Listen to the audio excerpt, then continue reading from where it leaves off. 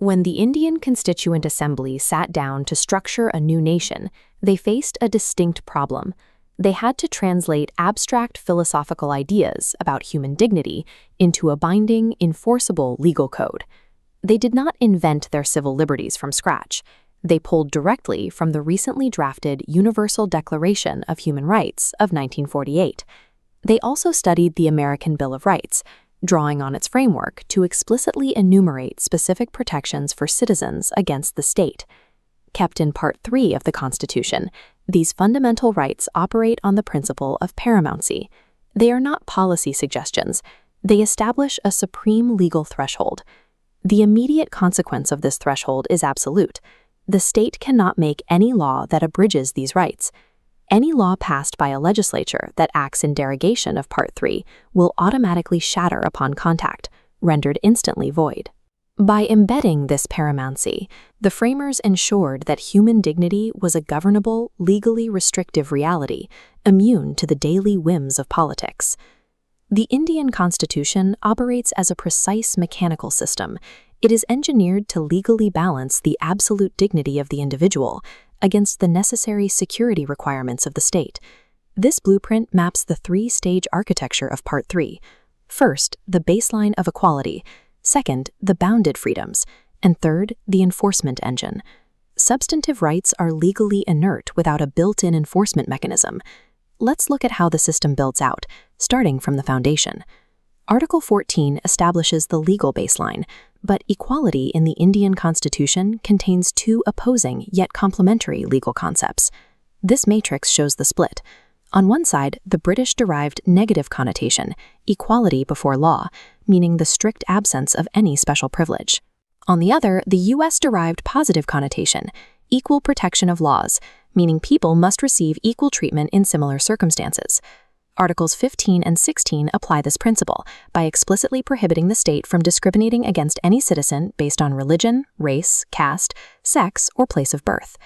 This flowchart routes the logic. It prohibits discrimination, but authorizes bypass channels. The state can create special provisions for women, children, and backward classes. Moving up from the baseline, Article 19 grants specific personal liberties: freedom of speech, peaceful assembly, unionization, and free movement. But the Constitution preemptively builds in its own counterweights. These freedoms are explicitly not absolute. This logic gate system represents reasonable restrictions. The state can curtail freedoms if restrictions meet strict criteria. The filters are explicit. Speech can be restricted for state security, foreign relations, public order, decency, morality, contempt of court, defamation, or inciting offenses. The limits of these freedoms can change over time.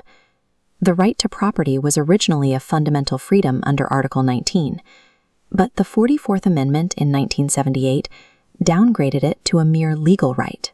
By bounding freedoms with explicit restrictions, the Constitution prevents the ideal of individual liberty from dissolving the sovereignty and stability of the state itself. Article 20 establishes the absolute baseline of criminal defense, protecting citizens against arbitrary state prosecution. This timeline visualizes protection against ex post facto laws. The state cannot convict you for an act that was not legally an offense at the exact time it was committed. It also guarantees you won't face double jeopardy, being punished twice for the same offense, and prohibits self-incrimination. You cannot be forced to be a witness against yourself. Article 22 introduces a stark divergence. Normal prosecution is punitive, punishing past actions. Preventative detention is pre-act interception, bypassing normal protections to intercept threats. However, the Constitution caps this severe power, mandating an advisory board review if detention exceeds 2 months. Because these powers bypass standard legal scrutiny, human rights activists often refer to operational acts like MISA, TADA, and POTA as black laws. Even when granting the executive extreme preemptive powers for national security, the Constitution mandates strict procedural timers to prevent executive tyranny. General civic freedoms are insufficient for highly vulnerable populations. Articles 23 and 24 deploy targeted protections. They lay down absolute constitutional prohibitions against human trafficking, forced labor, and the employment of children below 14 in hazardous factory environments. Moving to secular mandates, Articles 25 through 28 guarantee freedom of conscience and religious practice. Crucially, Article 27 ensures the secular character of the state by strictly prohibiting the government from compelling anyone to pay taxes for the promotion of a specific religion.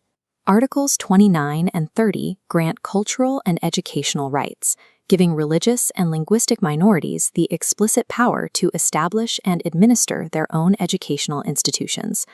Specific demographics require specialized constitutional shields to maintain their identity and survive majoritarian rule. Declaring rights, mapping exemptions, and bounding freedoms is entirely futile if there is no machinery to enforce them against a hostile government. Article 32 is the right to constitutional remedies. It is the mechanism that allows a citizen to bypass lower jurisdictions and move directly to the Supreme Court. Recognizing that this was the engine driving the entire legal structure, Dr. Ambedkar called Article 32 the very heart and soul of the Constitution. It is the keystone. Article 32 transforms Part 3 from a passive declaration of ideals into an active, functional legal weapon. This dashboard represents writ jurisdiction, the 5 specific types of orders the Supreme Court uses to immediately halt state overreach. Habeas corpus, to have a body. It forces arresting authorities to produce a detained person in court and prove legal justification. Mandamus, we command, an order forcing a public official to perform a legal duty they are refusing to do. Prohibition and certiorari forbid action or quash orders, confining lower courts within their actual jurisdictions. And quo warranto, by what warrant, a tool to legally interrogate a person's claim to hold a public office, removing them if the claim is false. As a self-sustaining ecosystem, Part 3 defines the citizen's dignity, strictly bounds state power, and provides the exact mechanical tools required for its own defense.